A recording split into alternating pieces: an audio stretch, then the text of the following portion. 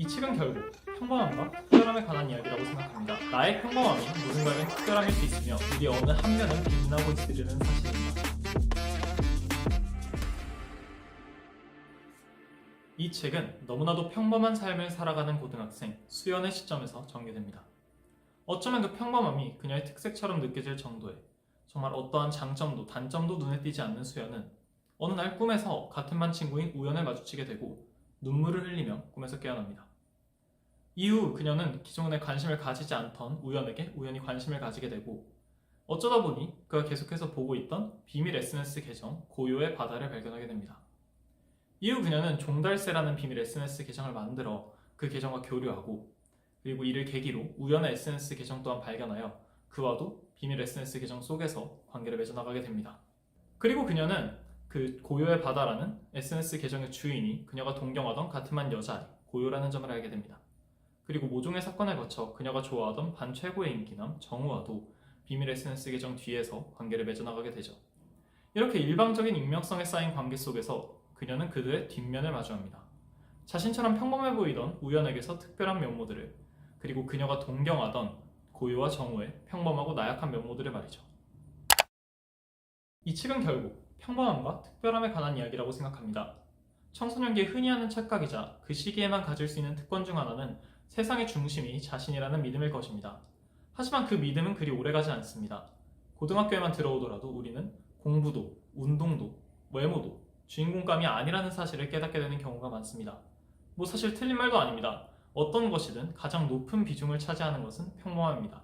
그렇기에 우리는 가장 높은 확률로 평범합니다. 하지만 이 책이 말하고자 하는 것은 나의 평범함이 누군가에겐 특별함일 수 있으며 특별해 보이는 누군가의 뒤편에는 우리와 같은 평범하고 나약한 인간이 존재한다는 것입니다. 스스로를 평범하다고 믿으며 대부분의 사람에게도 그렇게 보이는 우연은 수연에게 점점 특별해 보이는 사람이 됩니다. 반면 모두가 특별하다고 생각하는 고요와 정우는 SNS 속에서 평범하고 어쩌면 나약하기까지 한 면모들을 보여주게 됩니다. 심지어 스스로가 무엇보다 평범하다고 생각하는 수연조차도 지아에게는 너무나도 특별한 사람이며 SNS 속 종달새는 우연, 고요, 정우에게 모두 의지되는 특별한 사람입니다. 이 책 속에서 그저 평범하거나 그저 특별한 사람은 존재하지 않습니다. 이러한 메시지가 가장 잘 드러나는 부분 중 하나는 책 속에서 반복적으로 언급되는 달의 속성입니다. 우리는 항상 달의 앞면만을 보며 살아갑니다. 그렇게 우리가 보는 가장 밝은 달은 보름달이며 달이 지구와 태양 사이에 위치하는 사계는 달은 그 빛을 잃은 것처럼 보입니다. 하지만 우리가 결코 볼 수 없는 달의 뒤편은 그와 반대입니다.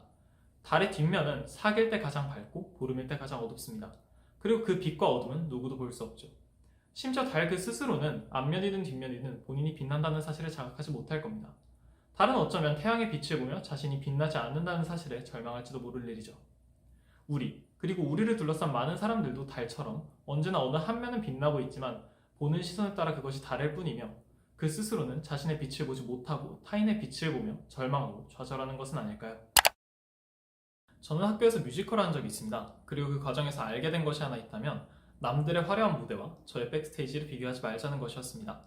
아무리 아름답고 화려한 무대라고 해도 그 백스테이지는 칠흑 같은 어둠으로 가득 차 있습니다. 그리고 그 뒤편에는 수많은 갈등과 어설픈 실수, 그리고 부족한 모습들이 가득하죠. 그러나 관객들은 그걸 알 수 없습니다. 그리고 저희가 관객이 되었을 때에도 그런 것들은 안중에 없이 열광하고 부러워하죠.